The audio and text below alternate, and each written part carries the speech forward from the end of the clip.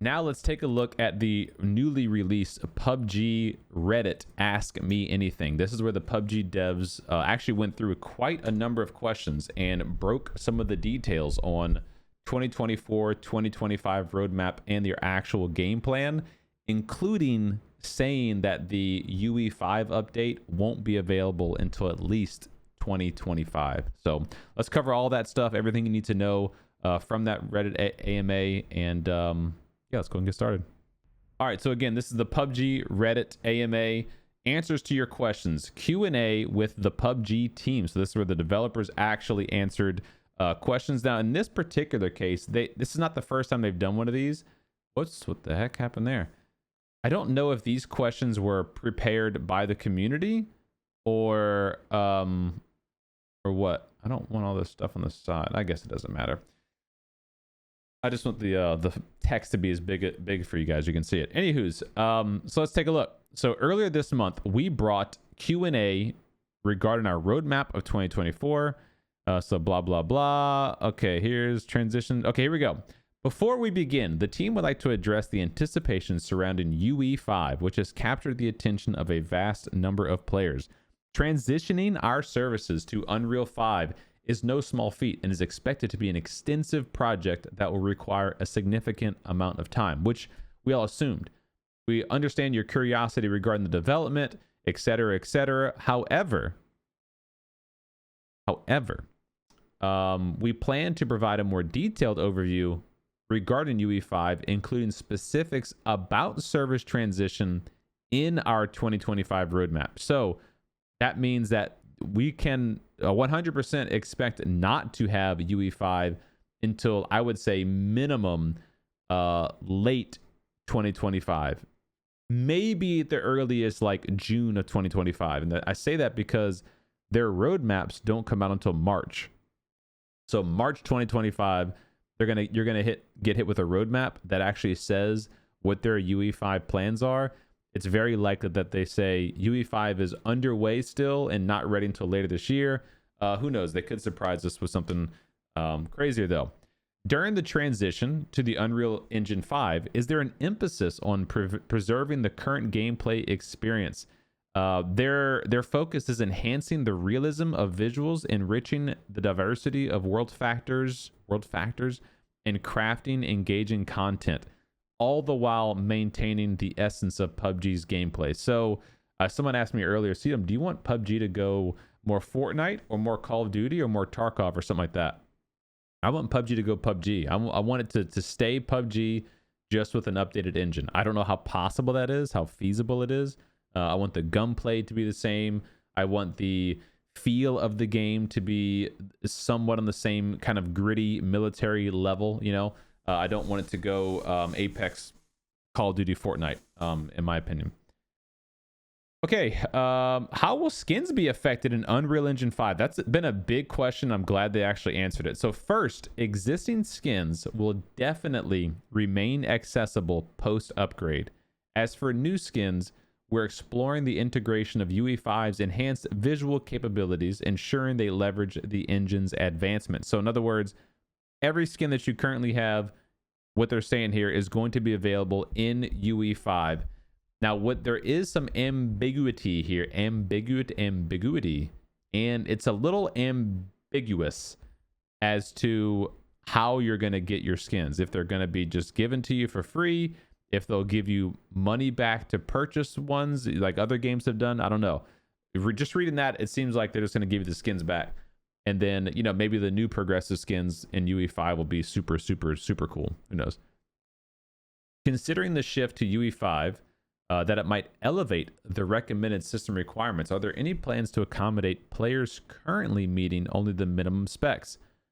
Providing recommendations on system requirements is basically not going to be possible until they get closer to the actual game's finished development on UE5. Then they're going to share some announcements once they get to that, you know, that part in the development cycle. I personally hope they don't drag the game down just to keep the same minimum requirements. I think if the game does need to be bumped up to better minimum requirements, and I think that's kind of what needs to happen. PUBG's already 7 years old. It doesn't really make much sense to keep minimum requirements of a console or of a system 7 years ago, in my opinion. I'd like to see the game not be pulled down because of that. In terms of destructible environments, can we destroy buildings in the destructible map environment? So they said, we've noticed a significant amount of interest from our players regarding destructible map environments, although the upcoming terrain destruction feature launching in April, so that's literally next month with update 29.1, we're going to get destructible terrain in April. It does not have destructible buildings yet. They're exploring a wide range of possibilities for doing like the destructible buildings and that kind of stuff. Our goal is to continuously enrich the world's gameplay, making it more immersive and interactive. So in April, what you can expect to see are the things where like you throw a grenade on the ground and you can create your own little divot to hide in. They may even have the digging feature like they showed off in the trailer, where you can dig your own hole or something like that, but not interacting with the buildings. Why do some maps begin the match with a brief countdown, filling in the remaining player slots with bots, while others wait for a higher player count? Their answer: the matchmaking system aims to provide player participation or maximize player participation in every session, but instances where matching might be less difficult, leading to potentially prolonged wait times, we opt for, or less efficient, we opt for a balanced approach. By prioritizing session starts within a sensible wait period, we aim to reduce player fatigue without compromising the gameplay experience. In other words, if you're in a region with like lower player count, you're in like a North America at 10 a.m. and you're trying to queue a solo game, there's just not enough players. You're going to be sitting there for 10 minutes. Their thought process is, we're just going to fill it with more bots and get you into a game faster. And hopefully that is efficient or sufficient for you. I'm of the opinion, and I think a lot of people are now, we would rather have a higher wait time or the game just launch with less players and have no bots into the game. So I don't know. We'll see. Will the recall system see further development, and could its successful implementation into larger maps lead to its introduction into the smaller maps like Sandhawk? The potential for expanding and refining the recall system is under active consideration. They're evaluating all the feedback. So yeah, I'm surprised to see the recall system on all the big maps personally, because of how against it the Asia player base was. But maybe now that it is there, they can actually start using it on every map and start to consider, lowering the recall time and improving it in that way, because it is definitely there's lots of room for improvements. This one kind of caught me off guard. Are there any forthcoming balance updates for the Mark 12 or the Dragunov, particularly concerning aspects like fire rate? So they said they're monitoring and adjusting weapons as necessary. While adjustments for the Mark 12 are on the horizon, there are currently no specific plans to revisit the Dragunov's balance. So the current dominant DMR, the Mark 12, is going to get a nerf. I don't know when. I'm assuming probably May or June. But the Mark 12 is getting a nerf. And there are no plans to adjust the Dragunov. And, I've had some time to think about it and use the Dragunov obviously for a while, like many of us have. I honestly think the Dragunov's one-shot capability is fun. It's good. Not fun, but like it's a niche thing that the gun does, but I do think it's a little overpowered at the distance that it's able to do it. I think they need to cut down that distance by half. So if you have a level 2 helmet and you're within 50 meters, it could one-shot you, because 50 meters is like really, really close range for a DMR. You're never really going to use a DMR in that close range, or you shouldn't be anyway. And if you are, then you get rewarded for it. I'm not mad if they did that. And the fact that the Dragunov is very lackluster long range, I think is a good balance. If they nerf this Mark 12 too much, though, I don't know. There might not be much of a reason to pick up the Mark 12 anymore over the Dragunov. I don't know. We'll see. Because currently it's like Mark 12. I guess some people would argue Mini 14 is still up there. I disagree, but Mark 12, Mini 14, Dragunov is kind of the top 3 DMRs. With the SCAR and the AK receiving buffs, is there a plan to upgrade the M16? No specific adjustments are planned for the M16, but they're committed to continually reviewing weapon balance through seasonal updates. I think the M16 is fine. I don't know what people want from the M16. They just buffed the M16 and the Mutants burst fire mode. Those guns are incredibly useful right now, both in single fire and burst fire. I don't know exactly what you would want to do to buff this gun without breaking it, without making it the no question pickup. I don't know. Could tactical gear return without a dedicated inventory slot?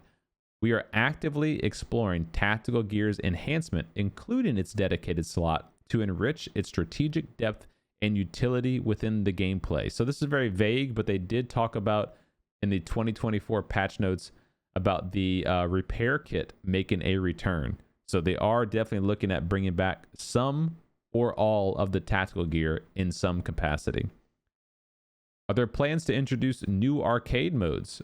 In line with the roadmap, efforts are underway to refine Survivors Left Behind, that was at Zombies mode, and prepare for Fantasy Battle Royale, one of my favorite modes the game's ever had. So those are upcoming. Specifically, 1v1 duels are not in the game plan. We are excited to introduce a new team versus team system. That's like the clan battle system that I covered in the roadmap. That actually looks like a really cool little system there. Can the frequency of weapons spawns be adjusted to mitigate the overflow of guns and items? The overflow. Your feedback on the Battle Royale experience is invaluable. The balance of item spawn rates have been designed to align with PUBG's direction of player feedback. This issue remains a topic of active internal discussion, aiming to cater to a diverse player preference and maintain an enjoyable gaming experience for all. Yeah, I would disagree with this 100%. You should never reduce the items in this type of game. If anything, you should be stumbling over items, in my opinion. I get that some people say, well, if all of the guns are there, then people are just going to pick their meta loadouts from the jump and go. I think there's ways to balance that. But in terms of, landing in a particular location and it being a hot drop, for instance, and you don't get a gun because there's not enough items that are spawned to the ground, I think that's unacceptable. So there should always be, I think, an overflow of items as opposed to a starvation of items. When is the Haven map expected to become available for play? There is no plans to reintroduce it. Will it be possible to choose ranked maps more freely? No, they want ranked to be diverse. If you're going to be good at ranked, you got to be good at all the maps. Considering the limitations of applying only one selected vehicle skin, can there be an option to select from multiple various skins? This is actually a good suggestion, and they said they were interested in doing it, but they don't have an answer for it. So basically, I think it'd be cool if you could either A, pick from a skin in game, or B, have it on random, where every time you got into a vehicle, just randomize all of your skins and did that, That'd be kind of cool. Considering player experience, is there a possibility of implementing features to transfer levels of progressive weapons or cell-related items? Their answer: we place great importance on the journey players undertake in evolving their collective weapons. Features that might detract from this experience, such as level transfer, are not under consideration for now. Detract from this experience, aka that would keep you from spending immense amount of money in a gamble crate system. However, we do recognize the need for ample materials to facilitate skin progression and are aware the current acquisition methods may seem insufficient. You think? Efforts are underway to diversify how players can obtain materials, drawing and inspiration from how they made schematics and polymers accessible through the Survivor Pass. Okay, y'all made like 1 or 2 schematics in the Survivor Pass accessible. This whole system needs an overhaul. The whole thing needs a big overhaul, and I will be providing that feedback. Could previously launched collaboration vehicle skins become available in the black market? No, we've talked about this in the past, and they've confirmed it here. Complexities surrounding additional agreements and negotiations. So basically, anytime there's a collaboration, there's a contractual agreement to offer the skins for X price for X amount of time, with the creator or the collaborator getting X percentage. If they re-release those skins, they basically have to renegotiate and repay the creators. Like if they reintroduced the docks skins, the Car 98 and the the M4. They would have to negotiate with him how much money does he want for putting it back in the game and all that kind of stuff. So that they're not going to do that. Does the clan system have any overhauls coming? Yes, they're working on initiatives for the clan system, giving you more rewards. We covered some of that in the 2024 roadmap. I'd suggest go watch that if you're interested. Expanding content. Is there an initiative for a map editor that allows for as much customization as seen in StarCraft's use map settings? So this is UGC, user generated content, and this is basically the modding, the modification tools, which they are going to add to the game, but there's no details as to how in-depth the mod tools are going to be. I hope it's going to be something like this, or even like Fortnite would be ideal, where you could really create new worlds inside of PUBG. Hopefully they see the benefit of that. What are the plans for addressing keyboard and mouse users on console? So they're basically going to be using AI to analyze behavioral patterns associated with the use of keyboard and mouse on console. So I'm guessing like movement inputs, recoil patterns, that kind of stuff is how they're going to maybe start scanning to see if you're using mouse and keyboard, and then banning you appropriately. So the enforcement against cheating be intensified. Ensuring a fair gaming environment is our utmost priority. We are committed, yes, imposing significant penalties, enhancing the cheat detection methods, and expanding the application of deep learning technologies. So this is their AI system. They built Zakynthos, their anti-cheat system. And again, everything's going to AI now, chat. They're not going to have people, doing bans. They're not going to have people looking for cheaters. It's all AI. It's all going to be scanning their systems, scanning their inputs, scanning all that stuff, and learning to detect cheaters. In anti-cheat efforts, how will false reporting by players be addressed? So they're refining their approach to minimize the dependence on report-based restrictions, focusing instead on features that leverage cheater behavior for more accurate detection. Again, so I just said they're using AI for everything now. So you can still report people. You can still get banned if you get reported enough times, but they're leaning on their AI system detecting the cheats. Now, this is a pretty big one. The Fog of War anti-cheat. Is it functioning as intended? The Fog of War was a new feature that PUBG added to defeat ESP users. ESP is what allows you to see through the map and see a player's location. The Fog of War makes it to where you have to be X number of units of distance away from a player to be able to get data from them. So the Fog of War feature reduces the usefulness of ESP, but it does not defeat ESP. They did say this. I was surprised to see this. So they introduced it last September. They had some optimizations done, including periods of deactivation for enhancement. So they actually turned off the feature for a while, which means anybody who is cheating using ESP got full use of their ESP during that time of deactivation. The feature is now active again. Further improvements are underway for May of this year. It's going to be one of those revolving doors, man. They're going to improve it. Anti-cheat is going to get better. Cheaters get better. It's going to be a revolving door. Is there a potential to refine matchmaking mechanism to distinguish more clearly between novice and veteran players? An overhaul of the matchmaking system is in preparation. Anticipation of a more efficient separation of players based on skill levels than currently possible. They talked about this in the dev map roadmap. They're adjusting the MMR system, basically how your player, how your rank gets calculated. And this doesn't mean anything for regions with low player count, by the way. So if you're in Asia and there's tons of players, yeah, you might start to get matched up with more evenly ranked players than you.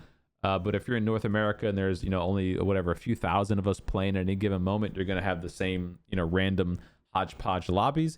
And to be honest, I prefer that. I don't want to play a normal match of PUBG, a non-ranked match of PUBG against all the people that are as high rank as me, because even though I'm high rank, that doesn't mean I don't want to play a more casual game every now and then, you know, like just run around with 2 DMRs or run around with a pistol or whatever the case may be. Use the non-meta weapons. If you're forced into a lobby with equally skilled or higher skilled players, it's going to become a sweat fest. I don't think that's good for the game. All right, almost there, almost done. For RP calculation, will kills assume a more substantial role, potentially outweighing team rank? What changes from the current to the new RP calculation criteria can be expected? Now, this is obviously just talking about ranked mode here. Upcoming adjustments to the RP calculation, including the emphasis on kills, will be detailed in a forthcoming announcement in April. So in April, we're going to get destructible terrain. We're going to get these ranked adjustments. In May, they're going to have new improvements for the anti-cheat. So there's definitely some good stuff on the horizon. Some good updates, some good features. They did not, in this list, say anything about the zip line that they tease in the roadmap. I was kind of hoping to see something about like the new features that are coming. Yeah, so we'll see how that goes, and I'll be continuing to give my feedback to PUBG. If you guys have any feedback, obviously leave it down in the comments if you're watching this video on YouTube tomorrow, or let me know right now if you're in a Twitch chat. What's up, Joker? How you doing, buddy? NA has that few. Yeah, well, there's no real way to determine how many players each region has, but it's definitely low. But we're one of the lower regions for sure.